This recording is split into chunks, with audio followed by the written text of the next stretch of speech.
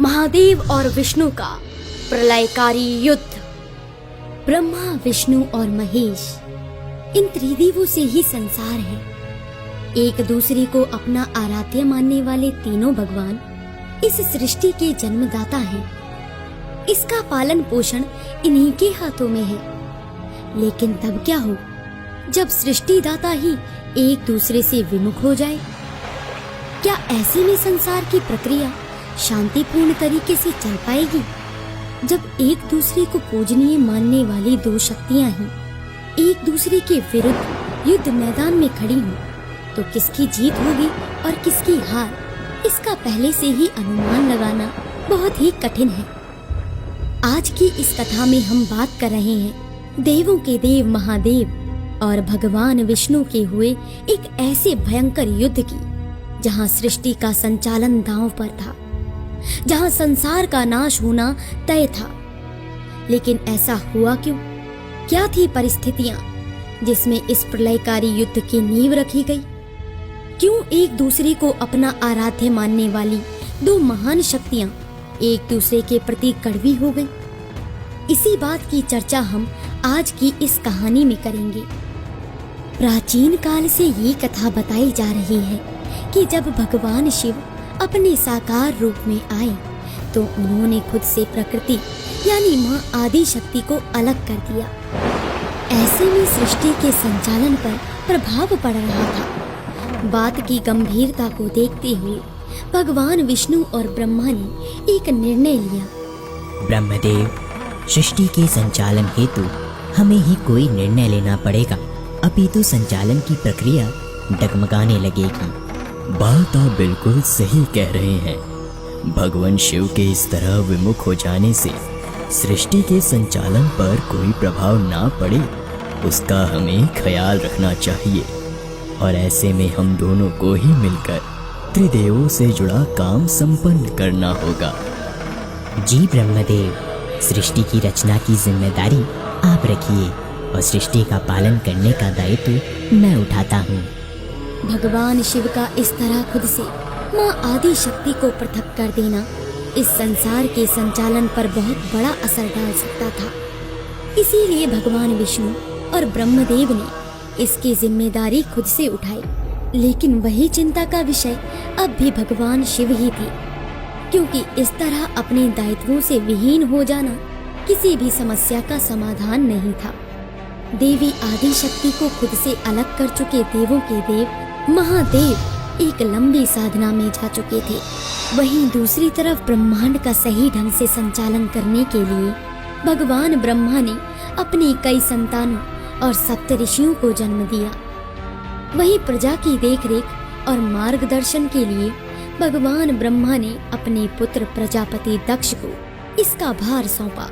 आपको बता दें कि आदि शक्ति की लंबी तपस्या के पश्चात उन्हें प्रसन्न कर प्रजापति दक्ष ने उन्हें अपनी पुत्री के रूप में अपने घर में जन्म लेने को कहा, जिसके पश्चात देवी आदि शक्ति ने उन्हें मनचाहा वरदान देकर प्रजापति दक्ष के घर में जन्म ले लिया।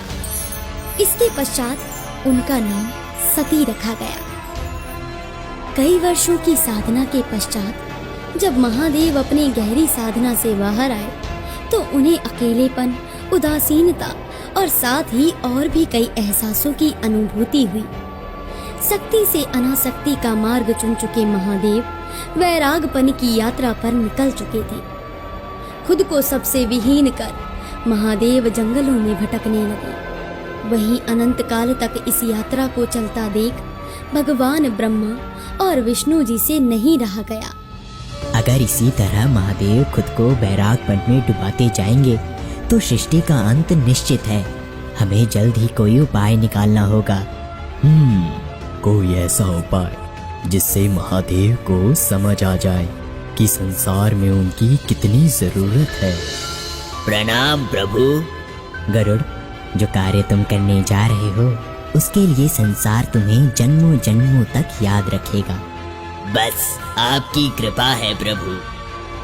वहीं दूसरी तरफ बैरागी बन चुके महादेव अभी भी अपने अंदर के खालीपन को समझ नहीं पा रहे थे और वो वन वन भटक रहे थे। मन के कोलाहल को शांत करने का उपाय उन्हें समझ नहीं आ रहा था। देवों के कई बार समझाने पर भी महादेव आदि शक्ति को अपना नहीं रहे थे। बिना आदि शक्ति के मिलन के महादेव खुद को पूर्ण नहीं कर सकते थे और ना ही खुद के अशांत मन को शांत कर सकते थे। शक्ति को यूं खुद से विहीन कर देना ना सिर्फ शिव को वैरागी बना रहा था, अपितु संसार को भी अपूर्णता की ओर ले जा रहा था। जब ब्रह्मांड में ये सब घटित हो रहा था तो पृथ्वी लोक पर कुछ ऐसा हो रहा था जहाँ सर्पों की प्रजाति नश्वरता की कगार पर थी। विष्णु के वाहन गरुड़ ने सर्पों पर हमला कर दिया और एक एक कर सभी को मृत्यु के घाट पहुंचाने लगा। त्राहिमाम, त्राहिमाम, त्राहिमाम,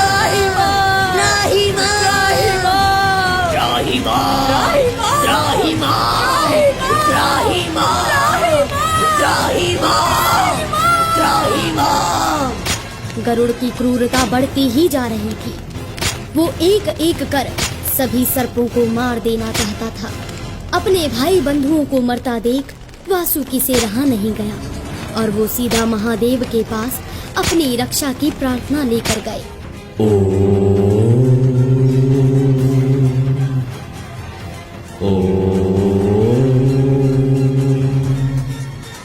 महादेव, महादेव हमारी रक्षा कीजिए महादेव।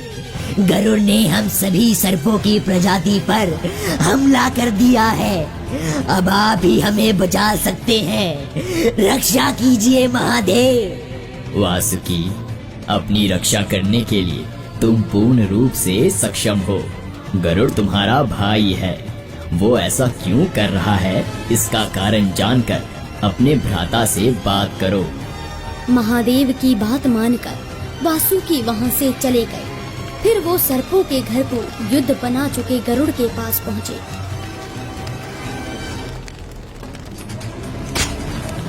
गरुड़, ये सब उचित नहीं है।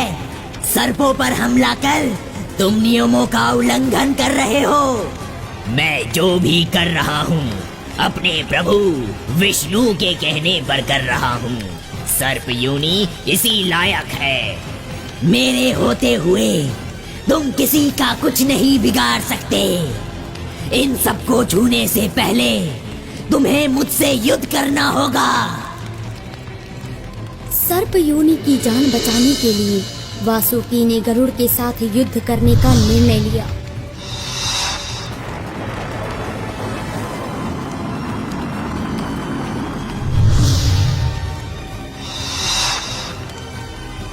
एक तरफ महादेव का वैरागीपन, दूसरी तरफ संसार के तीसरे छोर के गायब होने से संसार का डगमगाना और तीसरी तरफ गरुड़ का अपने भाइयों पर हमला करना। ये सब किस दिशा की ओर ले जा रहा था? क्या भगवान महादेव अपने वास्तविक रूप को अपनाकर सृष्टि का संचालन ठीक से करवाने में ब्रह्मा और विष्णु की मदद करेंगे? क्या वासुकी और गरुड़ के युद्ध को खत्म किया जा सकेगा?